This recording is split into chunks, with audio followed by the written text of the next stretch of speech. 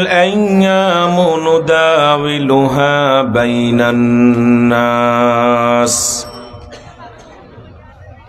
وليعلم الله الذين آمنوا ويتخذ منكم شهداء والله لا يحب الظالمين صدق الله مولانا العظيم وصدق النبي رسوله الأمين الكريم ونحن على ذلك لمن الشاهدين والشاكرين والحمد لله رب العالمين Kathaltali চুকারপুঞ্জি শেওড়া depot শহীদাবাদ Panchpir মোকাম শাহী ঈদগাহ যুব পরিষদের উদ্যোগে অধ্যকার এই মোবারকপূর্ণ কোরআনিক কনফারেন্স তথা দুনিয়ার বুকে জান্নাতের একটি জীবন্ত টুকরায় আগত সাহেবে সদর এ মাহফিলের মধ্যমণি সম্মানিত সভাপতি সাহেব ওয়াজিবুল এহতেরাম জাতির হাজার বছরের শ্রেষ্ঠ সন্তান হযরত উলামায়ে কিরাম মুরব্বিয়ানে ইজম এই জনপদের গোটা বিশ্ব মানবতার এবং এই জনপদের আধ্যাত্মিক রাহবার হযরত উলামায়ে কিরাম পর্দার অন্তরায় মা এবং বোন দিন প্রিয় ইসলাম প্রিয় তাওহীদ প্রিয় সম্মানিত উপস্থিতি সত্য সন্ধানী তরুণ সমাজ সচেতন তাওহীদি জনতা আলোচনার প্রারম্ভেই আমি আপনাদের জানাচ্ছি আমার পক্ষ থেকে আন্তরিক মোবারকবাদ সেই সাথে আমাদের সে মুনিবের শাহী দরবারে বিনম্র অবনত চিত্তে শুকরগুজার হচ্ছি যে বিশাল আকাশের মালিক বিস্তীর্ণ জমিনের মালিক রাজ অধিরাজ সম্রাটের সম্রাট বিচার দিবসের একচ্ছত্র অধিপতি আল্লাহ রাব্বুল আলামিন আমাদেরকে ইলেকশন এবং সিলেকশনের মাধ্যমে খুঁজে খুঁজে দয়া করে মায়া করে নির্বাচিত করে অনুকম্পা এবং করুণা প্রদর্শন করে একটি দিন ভাব গাম্ভীর্যপূর্ণ পরিবেশে আসার বসার আলোচনা করার আয়োজন করার দান অনুদান করার শুভ কামনা করার তৌফিক দান করেছেন সে মুনিবের রাজকীয় আতিথেয়তার দরবারে শ্রদ্ধা সবটুকুন উজাড় করে দিয়ে বিনম্র শ্রদ্ধা বিজড়িত কণ্ঠে বলি আলহামদুলিল্লাহ। প্রশংসা করলাম কার? আরো জোরে বলতে হবে প্রশংসা করলাম কার? আল্লাহর নাম নিতে আপনাদের ভয় হয়? আল্লাহর নাম নিতে গেলে পুলিশ ধরবে, মামলা হবে, হামলা হবে, জেল হবে, জুলুম হবে, নাকি আয়না ঘর হবে? আল্লাহর নাম নিলে কেউ আয়না ঘরে নিয়ে যাবে? আয়না ঘর আছে? আল্লাহ আমাদেরকে আয়না ঘর থেকে মুক্ত করেছেন, আলহামদুলিল্লাহ বলি। তাহলে আয়না ঘরও যেহেতু নাই, আল্লাহর নামটা তো জোরেই নেওয়া যায়। আচ্ছা, যদি আয়নাঘর থাকতো তাহলে আমরা নিতাম কার নাম? আর একটু জোরে বলি না কার? সে আল্লাহর দরবারে শুকর আদায় করলে সওয়াব আছে না নাই? যিনি সওয়াব দেবেন তিনি কে? কম না বেশি? আমরা খুশি না বেজার? ফেরেশতা খুশি না বেজার? আসমান জমিন খুশি না বেজার? কুল কায়নাত খুশি না বেজার? একজন বেজার, নাম কি? বন্ধু না শত্রু? খুশি করব বন্ধুকে না শত্রুকে? আমাদের বন্ধুকে আল্লাহু ওয়ালিয়্যুল্লাযীনা আমানু ইউখরিজুহুম মিনাদ-দুলুমাতি ইলান-নূর। সুবহানাল্লাহ বলেন। মুমিনের বন্ধু আছে না নাই? সে বন্ধুর নাম কি? আল্লাহ আমাদের বন্ধু, ঠিক কিনা? আল্লাহ আমাদের কি? আল্লাহ হচ্ছেন আমাদের বন্ধু, আমরাও হচ্ছি আল্লাহর বন্ধু। সুবহানাল্লাহ বলেন। আলোচনার শুরুতেই দরুদ ও সালাম পরিবেশন করছি সে মহান ব্যক্তির প্রতি যার আবির্ভাবে রহমতের জল প্লাবনে মহাবিশ্ব প্লাবিত হয়েছিল। দরুদ ও সালাম সে মহান ব্যক্তিত্বের প্রতি যার পদচুম্বনে মদিনা আল মুনাওয়ারার মরু ধুলোগুলো যথারীতি স্বর্ণে পরিণত হয়েছিল। দরুদ ও সালাম সে মহান ব্যক্তি সত্তার প্রতি যার আনিত কোরআন, আলহামদুলিল্লাহ বলেন, যার আনিত কি?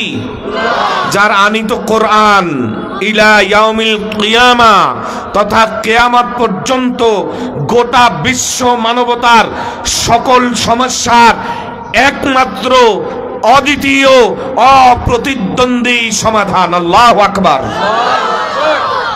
আল্লাহুম্মা সাল্লি সালাতান কামিলা ওয়া সাল্লিম সালামান তাম্মা আলা সাইয়্যিদিনা মুহাম্মদ। সকলে মুহাব্বতের সাথে চিৎকার করে স্বতঃস্ফূর্ত কণ্ঠে বলি সাল্লাল্লাহু আলাইহি ওয়াসাল্লাম। মুআজ্জাজ হাজিরিন, আজকের মাহফিল হচ্ছে কোরআনের মাহফিল, ঠিক কিনা? যে সমস্ত মাহফিলের প্রচার পত্রে দেখবেন তাফসিরুল কোরআন এই শব্দ ব্যবহার হয়ে মাহফিলের প্রচার হয়েছে, সে সমস্ত মাহফিলের যারা বক্তা, যারা বলবেন, যারা আলোচক, যারা আলোচনা করবেন, তাদের বক্তব্য রিপ্রেজেন্ট, যেহেতু আপনারা আপনাদের প্রচারপত্রে তাফসিরুল কোরআন ব্যবহার করেছেন, তাই আমি এখানে অধিষ্ঠিত হয়ে অংশগ্রহণ করে যতটুকু ব্যাপারে দুনিয়ার কারো সার্টিফিকেট আমাদের প্রয়োজন নেই, এর পিউরিটির ব্যাপারে, এটা যে অথেন্টিক এ ব্যাপারে, কোরআনের বিশুদ্ধতার ব্যাপারে আল্লাহ পাক কোরআন সর্বপ্রথম কোরআনেই বলে দিয়েছেন দালিকাল কিতাবু লা রাইবা। এ কোরআনে কোনো সন্দেহ আছে? তাহলে কোরআন যেহেতু পিওর জিনিস, সবার পেটে সহ্য হয়, এটা আপনারা জানেন তো? আপনাদের দেশে কুকুর আছে না নাই? সে 1 টন ঘি খেলেও তার কোনো সমস্যা হয় না, নাকি হয়? সব সহ্য হলেও কুকুরের পেটে কি সহ্য হয় না? তাহলে কোরআন পিওর, ঘি খাবার হিসেবে একটি পিওর বস্তু। এই পিউরিটি সম্পূর্ণ, এই পিওর বস্তু, এই খাঁটি জিনিস কুকুরের যেহেতু সহ্য হয় না, বুঝতে হবে পৃথিবীর প্রতিটি পিওর জিনিস কারো না কারো অসহ্যের কারণ হয়েই থাকে, ঠিক কিনা? এই কোরআন আবু বকর শুনেছে কি শোনে নাই? আবু জেহেল মনে হয় শোনে নাই, বরং আবু বকরের ব্যাপারে কথা আছে, সে আল্লাহর হাবিবের দরবারে বসে প্রকাশ্যে কোরআন শুনতো, কিন্তু আবু জেহেল চুপি চুপি আল্লাহর রাসূলের ঘরের সাথে কান লাগিয়ে রাতভর আল্লাহর কোরআন শুনতো। সুবহানাল্লাহ। আবু বকরের সহ্য হয়েছে কি হয় নাই? আবু জেহেলের ইউদিল্লু বিহি কাসীরা ওয়া ইয়াহদি বিহি কাসীরা। কোরআন আবু জেহেলও শুনেছে, আবু বকরও শুনেছে, ওমরও শুনেছে, আবু লাহাবও শুনেছে, উতবাও শুনেছে, আলীও শুনেছে, সাইবাও শুনেছে, ওসমানও শুনেছে।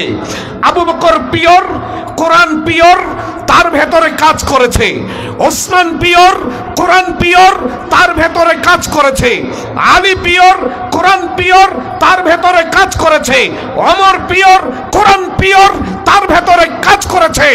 আবু জাহেল পিওর ছিল না, আবু লাহাব পিওর ছিল না, উতবা পিওর ছিল না, সাইবা পিওর ছিল না। এই জন্য তাদের পেটে কোরআন সহ্য হয় নাই, ঠিক কিনা? আমরা যদি সহ্য করতে পারি, আমরা আবু জেহেলের দলের না আবু বকরের দলের? আবু বকরের নাম নিতে মহব্বত লাগে না? একটু জোরে সোরে কথা বলতে হবে। আপনারা রাজি আছেন? তাহলে আমরা যদি কোরআন নিতে পারি, সহ্য করতে পারি, তাহলে কোরআন নেয়ার কারণে আমাদের হাসর হবে আবু বকরদের সাথে। সুবহানাল্লাহ বলেন। আর যদি পিওর জিনিস সহ্য না হয়, তার হাসর হবে আবু লাহাব, আবু জেহেলদের সাথে, ঠিক কিনা? দল চয়ন করার এখনই সময় এসেছে।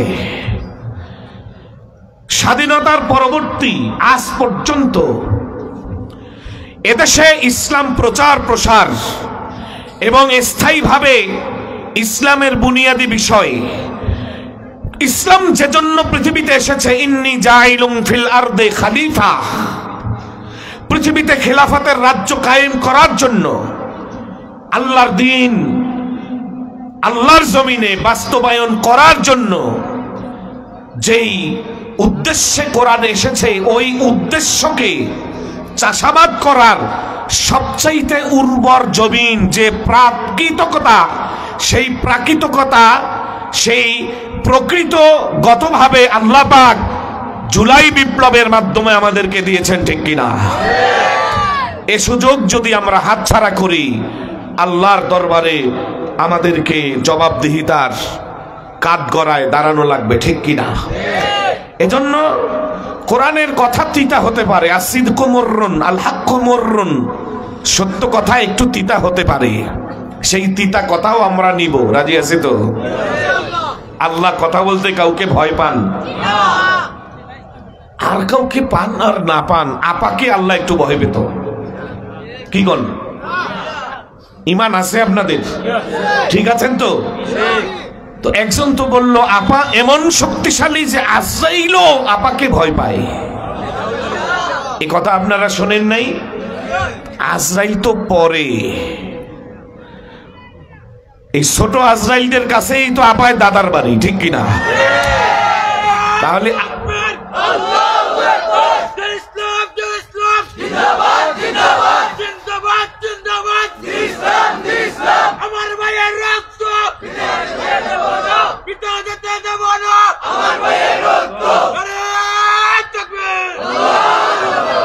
ভাইরা আমার, নাকি কোনো সমস্যা হবে? এই আজরাইল, কাকে ধরেছো? আমি মিস্টার ওবাইদুল কাদের ওরফে কাউয়া বলছি, আমার কর্মীকে ছেড়ে দাও। আজরাইল, যদি না ছাড়া তোমার চাকরিটা গেল, কাজ হবে? এই ফোন আজরাইলকে দেওয়া যাবে? এই জিবরাইল, তুমি কাকে ধরেছো? সিলেট মহানগরী আমাদের দলের প্রধান, তাকে ছেড়ে দাও, না হয় তুমি খাগড়াছড়ি। কাজ হবে? কথা বলেন। আল্লাহ কারো চোখের দিকে তাকিয়ে কথা বলে? বলে?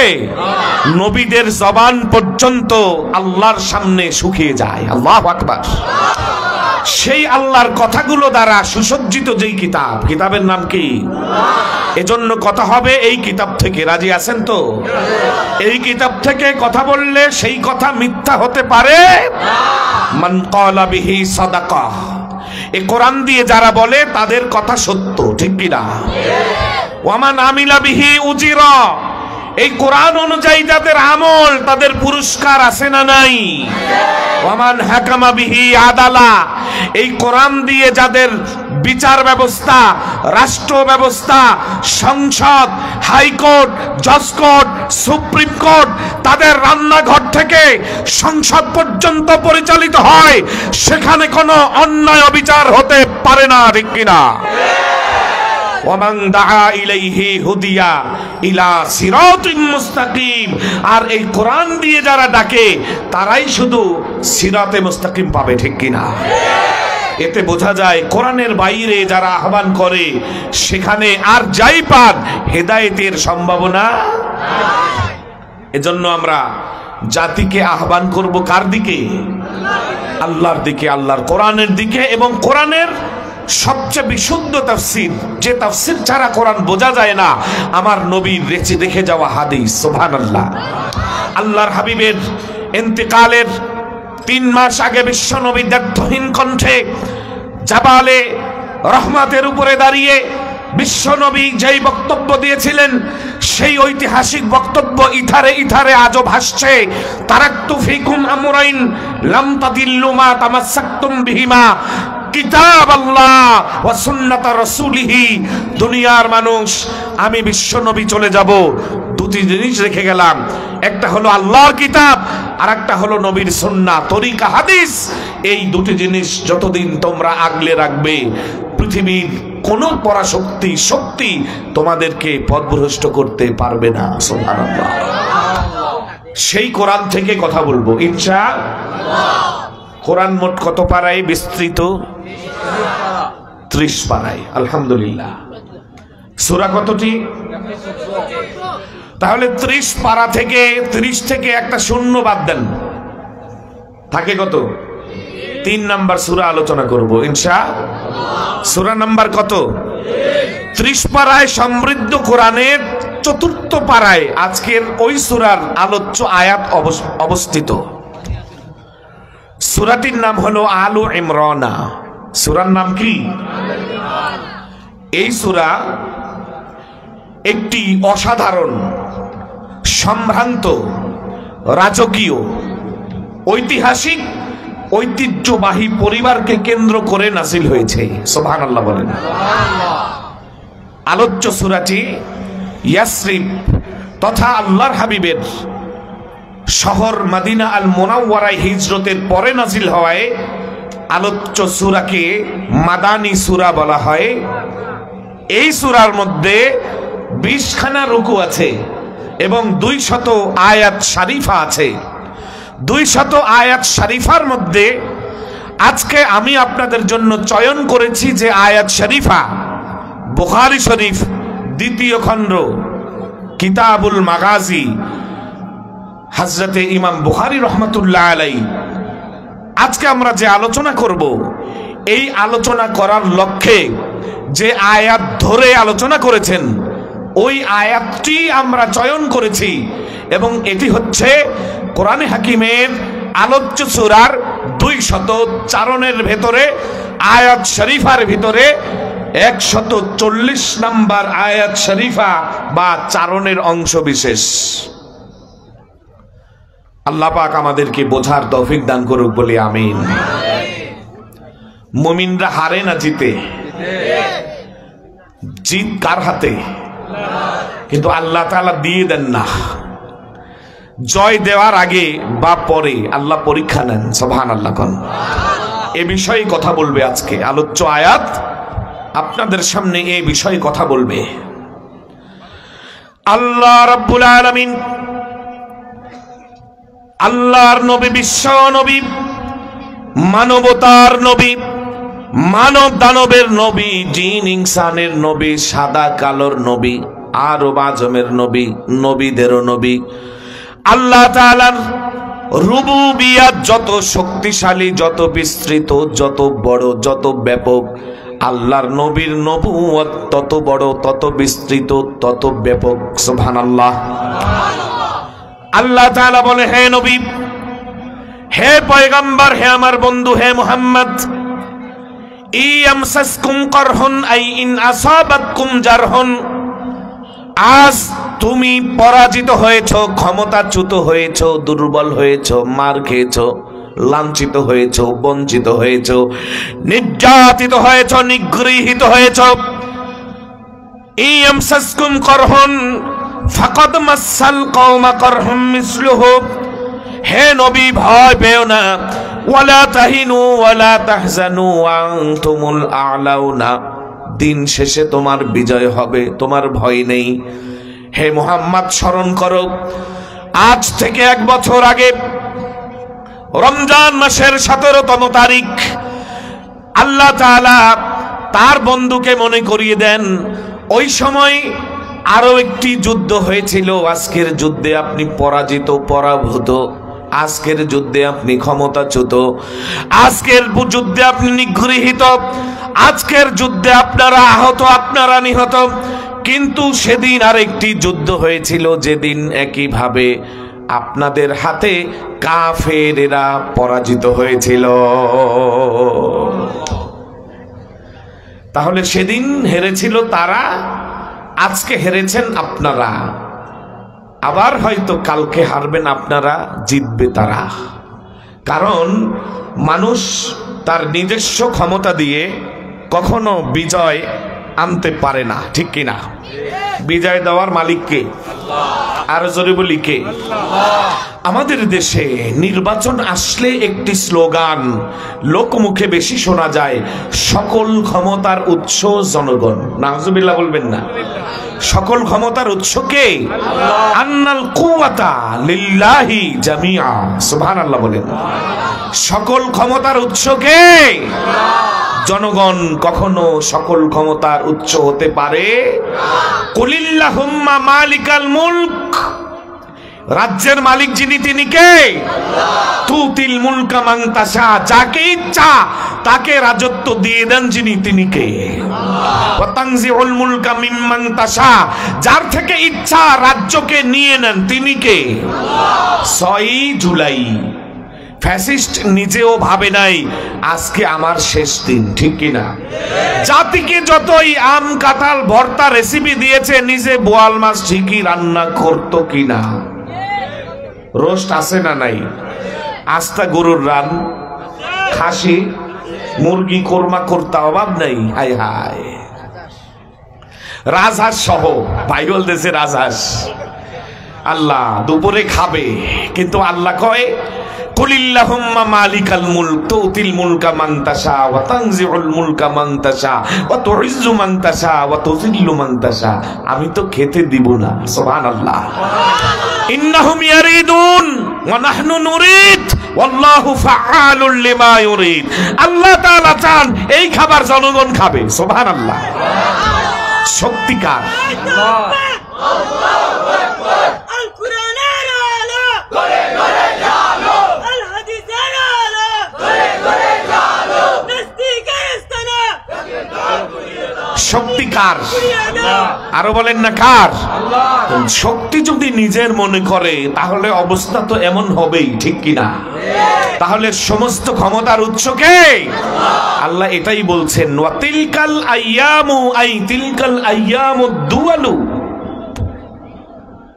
ক্ষমতার এই দিনগুলোকে নুদাউইলুহা, ওলামায়ে কেরামরা লক্ষ্য করবেন, আই নুরাজ্জিউহা ওয়া নুবাদদিলুহা ওয়া নুকাল্লিবুহা বাইনাল মুমিনিনা ওয়াল কুফফার ওয়াল মুনাফিকিন। এই ক্ষমতার দিনগুলোকে আমি ঘুরিয়ে ঘুরিয়ে পালা বদল করে মুমিন এবং কাফেরদের মধ্যে ভাগ করে দেই। সুবহানাল্লাহ। ওয়ালিয়ালামাল্লাহুল্লাযীনা আমানু। আল্লাহ রাব্বুল আলামিন বলেন, ক্ষমতার এই দিনগুলোকে কেন আমি ঘুরিয়ে ঘুরিয়ে আনি, ফিরিয়ে ফিরিয়ে আনি, হাত বদল করি, পালা বদল করি? এই জন্য করি, এর মাধ্যমে আমি দুটি জিনিস দেখি।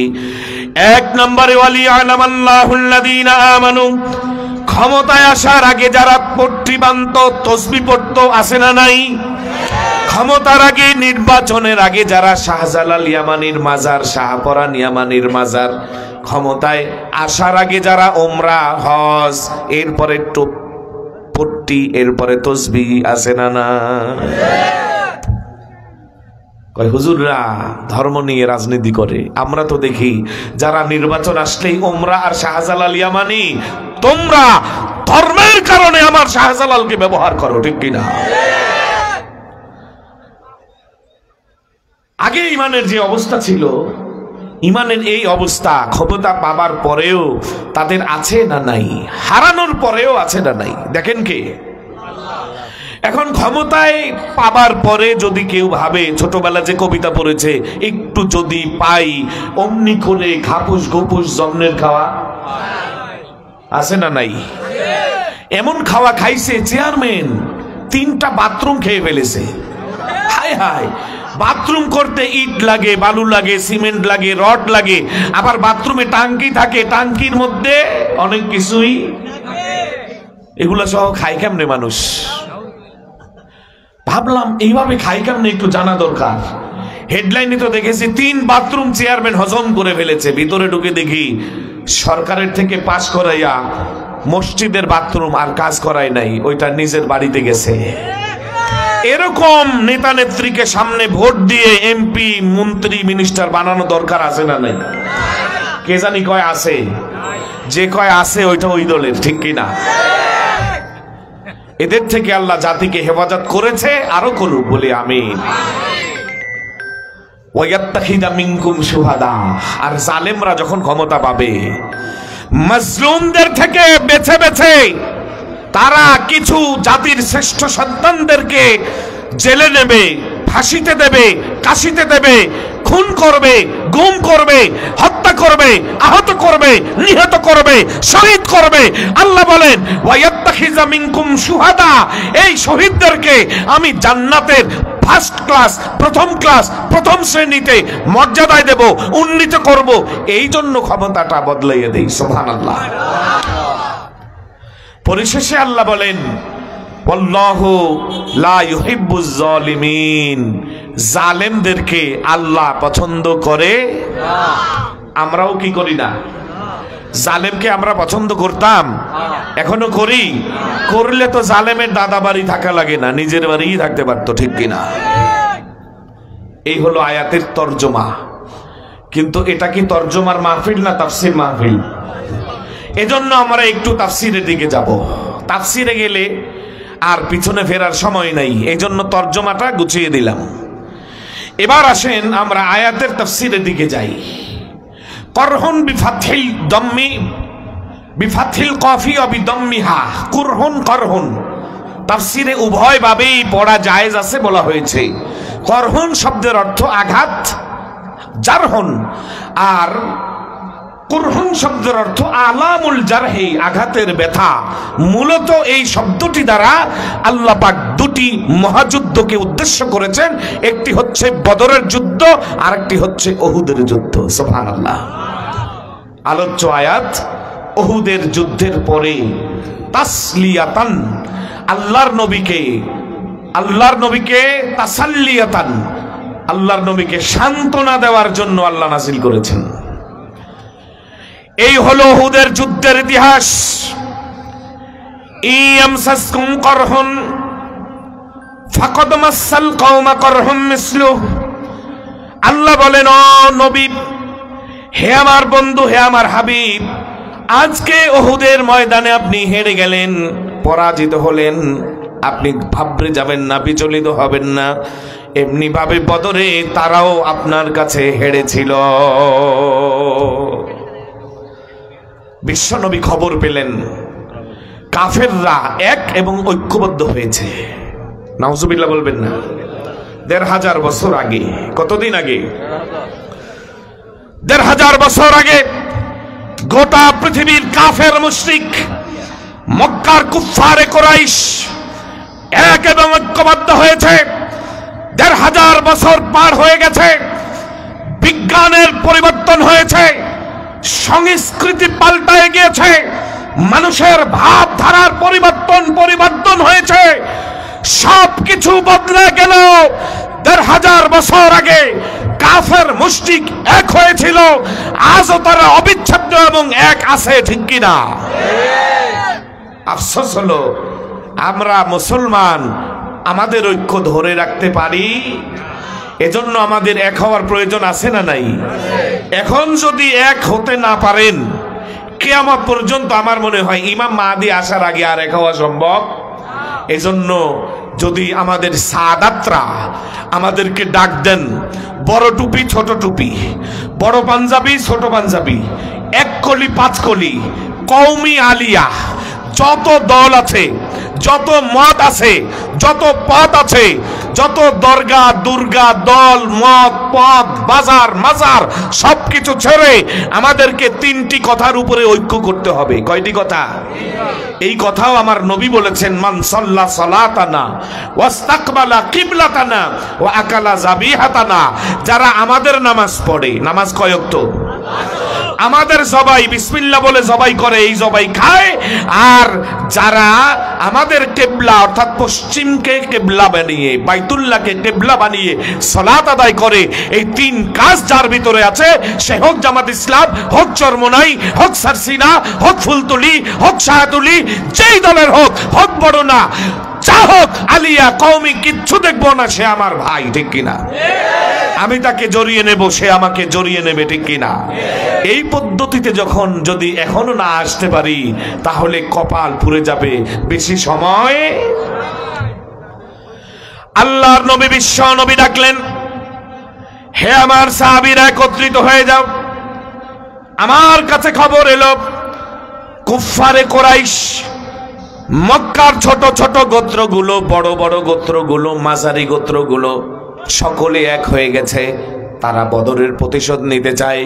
এই প্রতিশোধ নেওয়ার জন্য তারা ফেস্টনি করেছে, ব্যানার করেছে, প্রচার করেছে, মাইকিং করেছে, প্যান্ডেল করেছে, এক হয়ে শপথ নিয়েছে যে কোনো বিনিময়ে তারা বদরের প্রতিশোধ নিতে চায়। এই হয়ে তারা একে একে 3000 লোকের একটা বাহিনী গঠন করেছে। ওই 3000 লোক নিয়ে এসে তারা মুসলমানদেরকে পিঁপড়া যেমন পায়ে পিষে পিষে টিপে টিপে হত্যা করা যায়, এমনি ভাবে মুসলমানদেরকে হত্যা করে দিতে চায়। নাউজুবিল্লাহ। আল্লাহর নবী ডাক দিলে সাহাবীরা বসে থাকতে পারে? কথা বলেন। বিশ্ব নবী ডাক দিয়েছে। অন্য যুদ্ধের কথা বলছি। ওই মজলিসে গোয়েন্দা পাঠিয়েছে প্রতিপক্ষের সরকার, কালবে রোম। ওই সময়ের আমেরিকা, ইউরোপ যে পরাশক্তি, এরকম পরাশক্তির পক্ষ থেকে গোয়েন্দা বাহিনী ওই মজলিসে। আল্লাহর নবী যুদ্ধের ডাক দিয়েছে, যুদ্ধে যেতে হবে। ইন্নাল্লাহা আশতারা মিনাল মুমিনিনা আনফুসাহুম ওয়া আমওয়ালাহুম বিআন্না লাহুমুল জান্নাহ ইউকাতিলুনা ফি সাবিলিহি ফায়াকতুলুনা ওয়া ইউকতালুন। জিহাদ করব কার রাস্তায়? বিশ্ব নবীর ডাকে সাহাবীরা প্রস্তুত। সুবহানাল্লাহ। আই দোস্ত, अगर जा तलबी जा बतु बख्शम वस्ता चे আজিজাস বগো আবাতু বখশম। আবু বকর, ওমর, ওসমান, আলী, আব্দুর রহমান ইবনে আউফ, সকল সাহাবীরা প্রস্তুত। অনেক ছেলেদের ভিড়ে আল্লাহর নবী দেখলেন একজন মা, একটি ফিমেল, একটি মেয়ে, একজন মহিলাও চলে আসছে। সুবহানাল্লাহ। নট এ সিঙ্গেল ফিমেল, তার সাথে ছোট্ট একটি ফাতিন, একটি কিউট বয়, একটি ছোট্ট ছেলেকে নিয়ে এসেছে। আল্লাহর নবী জিজ্ঞেস করলেন, মাগো তুমি কেন এসেছো? এরা তো যুদ্ধে নাম লেখাবে, এই জন্য এসেছে। মা বলছেন, ইয়া রাসূলুল্লাহ, ইয়া হাবিবাল্লাহ, আমার স্বামী ছিল, এই সন্তান যখন আমার গর্ভে, আমার স্বামী জিহাদে গিয়ে শাহাদাত বরণ করেছেন। এখন তো আমার কেউ নাই, আপনি যুদ্ধে ডাক দিয়েছেন, আমার এই সন্তানটা আমি আপনার জন্য কোরবান দিলাম। সুবহানাল্লাহ বলে, ওরে নিয়ে যুদ্ধে যান। আল্লাহর নবী বললেন, ওগো মা, তুমি ভালো করেই জানো আমি পুতুল খেলার ব্যবস্থা করি নাই। আমি ব্যবস্থা করেছি জিহাদে যাওয়ার জন্য, আমি ব্যবস্থা করেছি ঘোড়া চালানোর জন্য, আমি ব্যবস্থা করেছি তরবারি চালানোর জন্য, আমি ব্যবস্থা করেছি কাফেরদের সাথে যুদ্ধ করার জন্য। তোমার ছেলে তরবারি চালাতে পারবে না, তোমার ছেলে ঘোড়া চালাতে পারবে না, তোমার ছেলে যুদ্ধ করতে পারবে না, তোমার ছেলে জিহাদ করতে পারবে না। মা বলে, ইয়া রাসূলুল্লাহ, ইয়া হাবিবাল্লাহ, আমি এটা জানি আমার ছেলে জিহাদ করতে পারবে না, আমি এটাও জানি আমার ছেলে তরবারি চালাতে পারবে না। আমি এটাও জানি আমার ছেলে ঘোড়া চালাতে পারবে না, কিন্তু এতটুকু জানি কাফেররা যখন আপনাকে আঘাত করবে আপনি ঢাল খুঁজে পাবেন না। ওই সময় আমার সন্তানকে ঢাল হিসেবে ব্যবহার করলে আপনি বেঁচে যাবেন, আর আপনার বেঁচে থাকার দরকার আছে।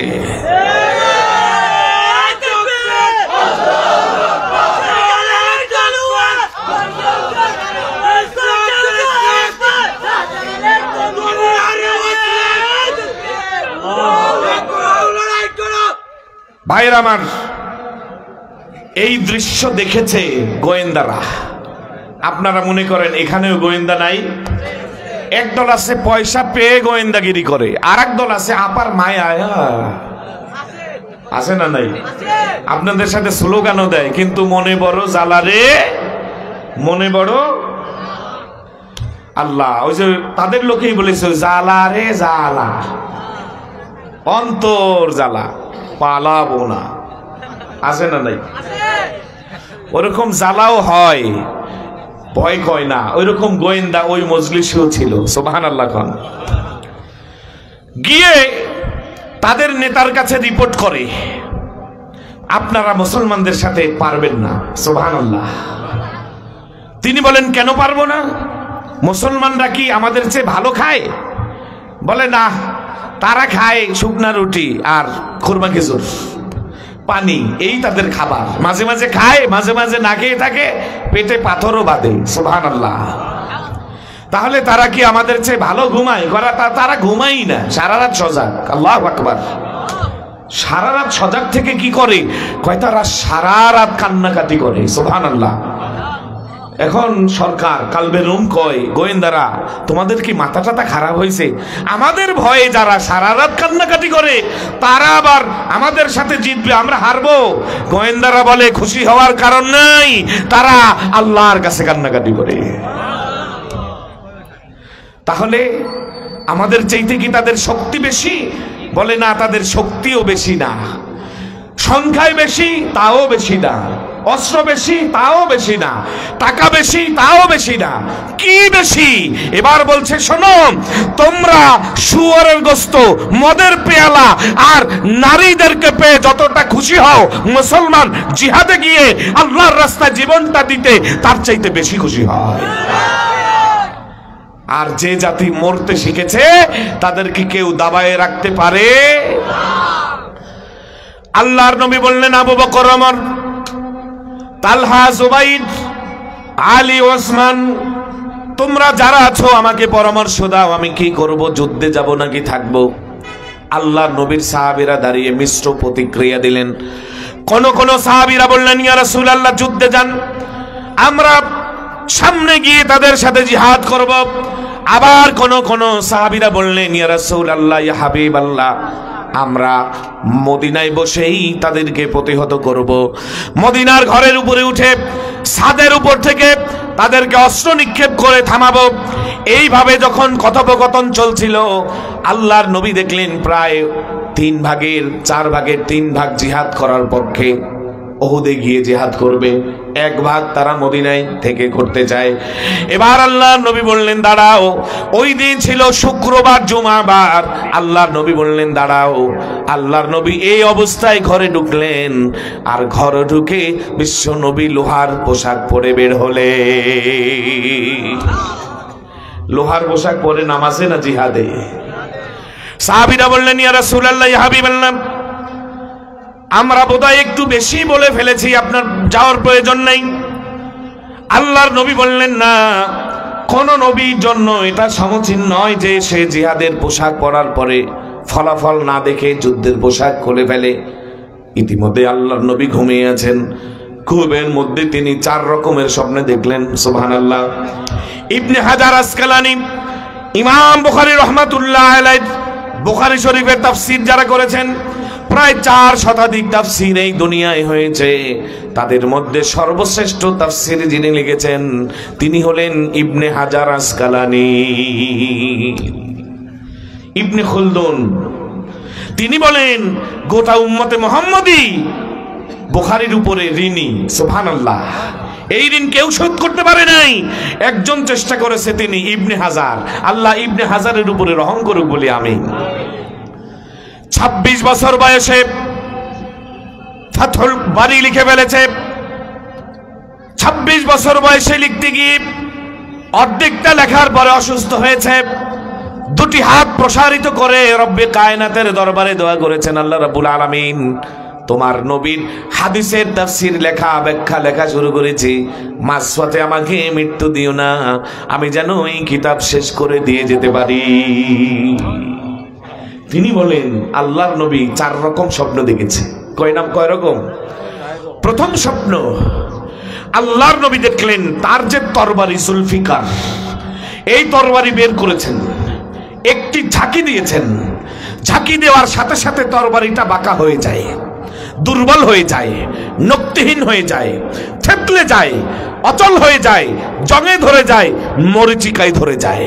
আল্লাহর নবী বিচলিত হয়ে গেলেন, আমার তরবারি তো এত দুর্বল না, এটা এভাবে বাঁকা কেন হলো? আবার ঝাঁকি দিলেন। দ্বিতীয় স্বপ্ন, আল্লাহর নবী দেখেন দ্বিতীয়বার ঝাঁকুনি দেওয়ায় আগে যেই পরিমাণ ধার ছিল তার চাইতে বেশি সুচালু, তার চাইতে বেশি ধারালো, তার চাইতে বেশি দেবদৃপ্ত, তার চাইতে বেশি শক্তিশালী, চকচকে ফকফকে তকতকে হয়ে গেল। সুবহানাল্লাহ। 3 নম্বর স্বপ্ন, আল্লাহর নবী দেখলেন তার সামনে একটি গাভী জবাই হচ্ছে।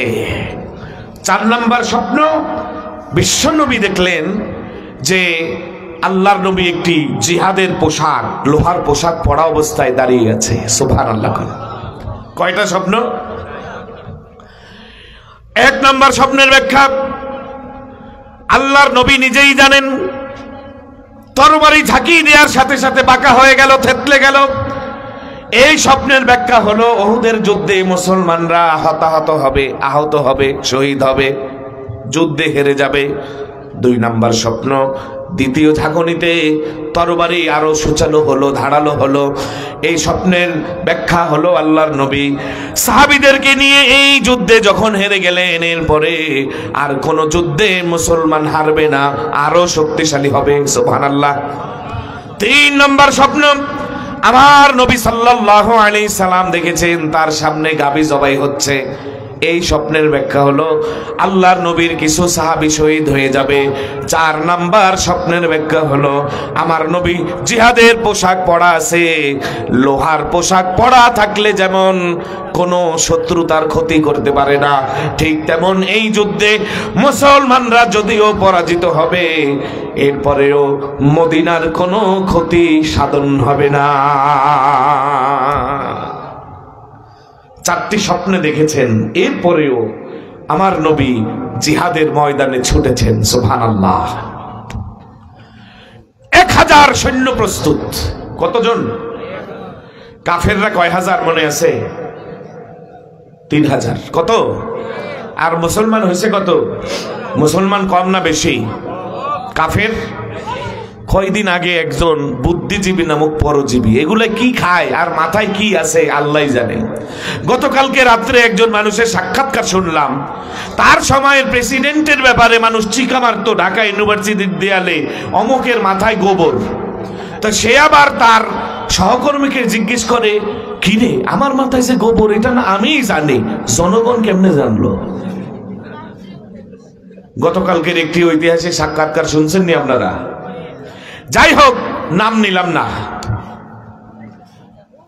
এই যে এই লোক কয়, আমরা যে বলি যে ইসলাম এখন উর্বর, এদেশে আল্লাহর জমিনকে আল্লাহর কোরআন দিয়ে সাজানোর মহেন্দ্রক্ষণ চলছে। সুবহানাল্লাহ।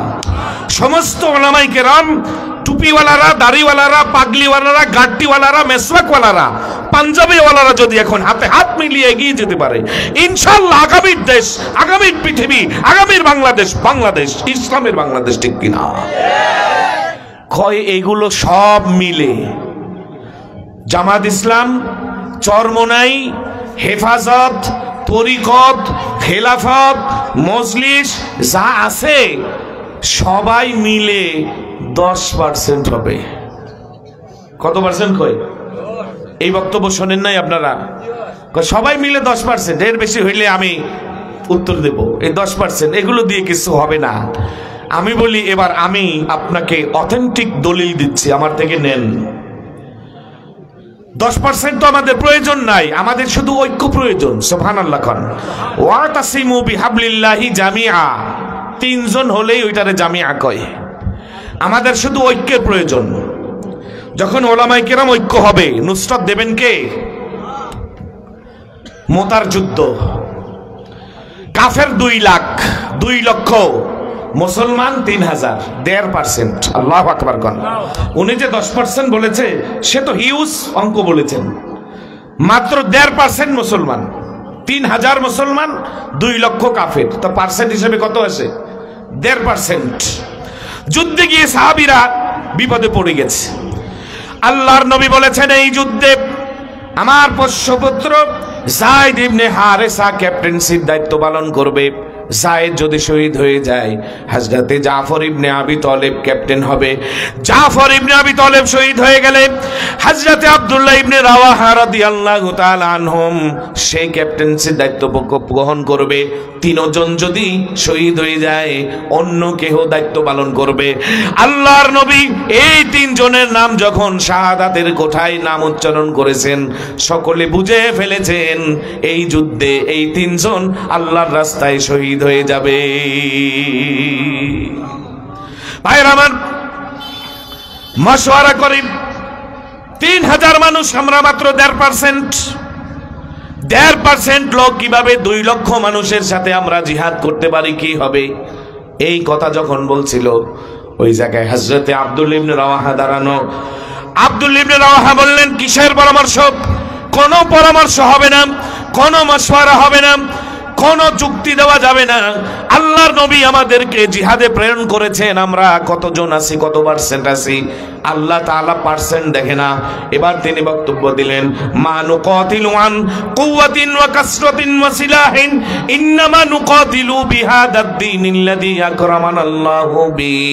আমরা মুসলমান, মা নুকাতিলু আন কুওয়াতিন, আমরা শক্তি দিয়ে যুদ্ধ করি না, ওয়া কাসরাতিন, আমরা সংখ্যা পার্সেন্টেজ দিয়ে যুদ্ধ করি না, ওয়া সিলাহিন, আমরা অস্ত্রের জোরে যুদ্ধ করি না, ইন্নামা নুকাতিলু বিহাদাদ দীনিল্লাযী আকরামানাল্লাহু, আমরা এমন একটা দিন, এমন একটা ধর্মকে সামনে রেখে যুদ্ধ করি যে ধর্ম দিয়ে আমার আল্লাহ আমাদেরকে সম্মানিত করেছে। আনামান বা শামকে রোজে জঙ্গে বিনি পুষ্টেমান, আমানাম গার দরমিয়ানে খাকে খবিনে সারে, কাকে দর জঙ্গে আয়াদ বাব খেসে খুনে মিকুনাত, রোজে ময়দা কে বগরি জাদব খুনে লস্করে। আমি আচম্ন সৈনিক, মোর কোনো বাধা ভয় নেই, মহান তেজের তরবারিতে সব বন্ধন কেটে যাই।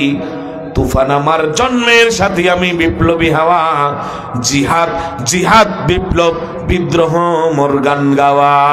লা ইলাহা ইল্লাল্লাহ।